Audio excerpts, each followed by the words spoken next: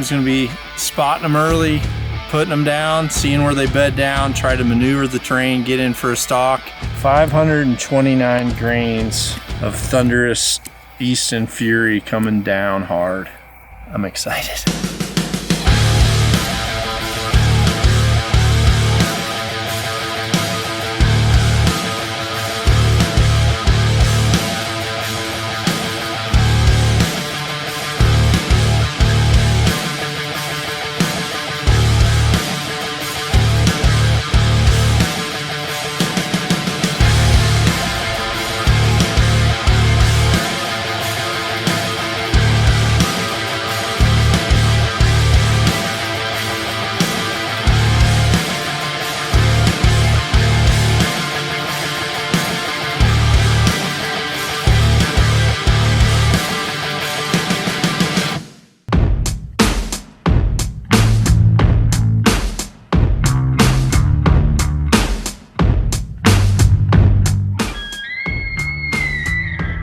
All right, we're up here mule deer hunting, but this morning while glassing for mule deer, we spotted an unbelievable bull.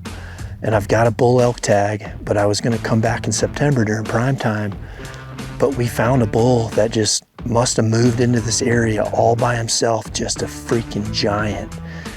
We were looking at him through the spotter, awesome. He actually came into this piece of timber right back here. This timber is only about 60 yards wide, but it's about a half mile long. And he came in just like this. So we actually were on the far mountain, as far back as you can see, looking this way today.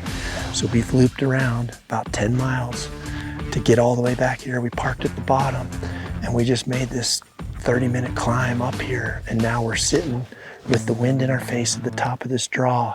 And what I'm gonna do is I'm gonna go off to the left and look down the left side, and then I'm gonna take this saddle and look down the right side. I'm just gonna work my way back and forth until we find the bull, and then we're gonna make a move. See if we can just use this edge in this dark timber and try to get in there and see if we can get a bull. I'm freaking pumped. He is.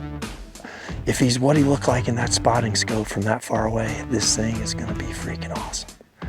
So we can see right down the edge, and about 3/4 of the way down there is where the bull came in, but he came in on that side. So I'm just checking here and I'll check there, and I'm just gonna flip back and forth. But this is what I'm looking at right here, just waiting to see the bull pop out. We're up here on the ridge, we'll stay low, we can slip down, use the saddle, got the wind in our face. This is a good setup.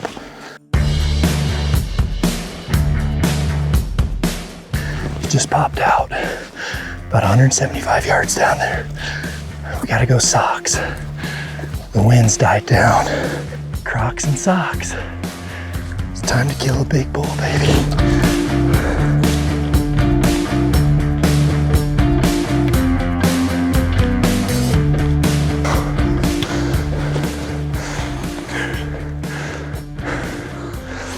Fresh velvet.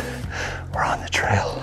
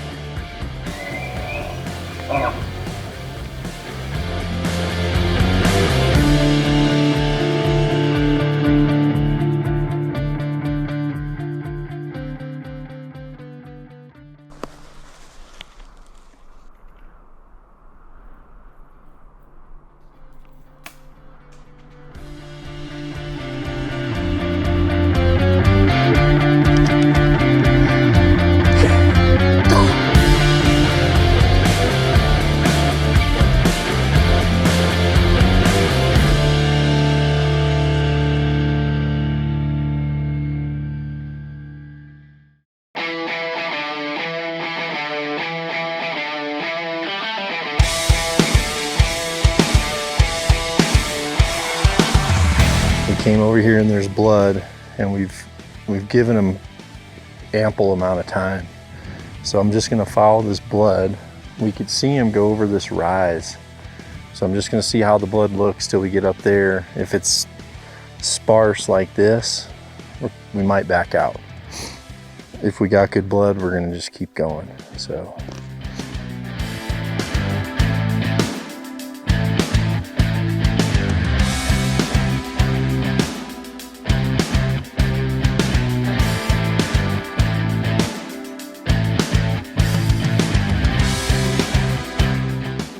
There's no reason not to still pursue. This is gushing out.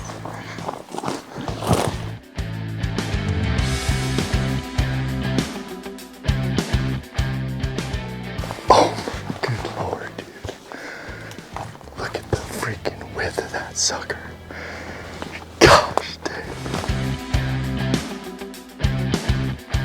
Bladed out the front. Great third here. We knew the royals were good because honestly, the most I saw in this elk up close was that. And once he came out, he was quartering away the whole time. And first bull elk with that new carbon levitate. What a freaking hard hitter. What a freaking bull. There's so many lessons to be learned from this. First and foremost, we saw him, went in, the wind was favorable, had some sound, but the bull was noticeably, there. Anytime a chipmunk scratched bark or anything, his head would just come up. He was totally by himself, and this is a loner, freaking super mature herd bull that, no doubt about it, is just staying on his own until the time is totally right. And what an amazing bull. Two things that are important. Sometimes it's a bummer to have a camera.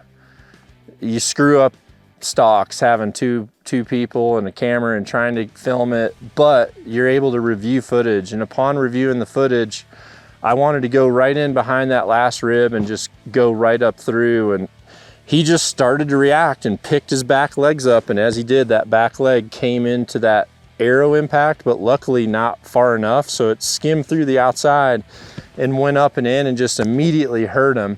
But once again, large cutting freaking broadheads just saved the day. Once again, what an unbelievable bull. Unbelievable bull.